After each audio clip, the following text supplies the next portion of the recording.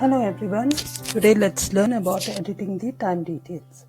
So once you have made the entries, you can edit them only before it is approved or rejected. So when you go to the time review tab, you have a section as My Time. So in this, you see the time entries that you have made with the edit option.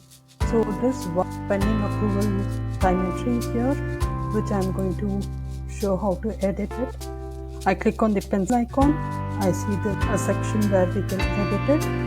So if I want to select a different project, I'll select the project.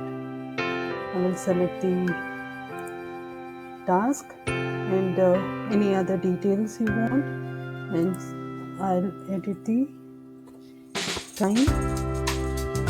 So here you can edit anything that you need, like hours, minutes, or the project or task, anything. You can add the related notes and save it.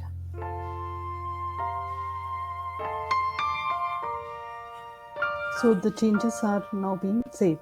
So this is how you edit the time entries which have been pending approval. Please note that you cannot edit the time entries that are already approved or rejected. Thank you.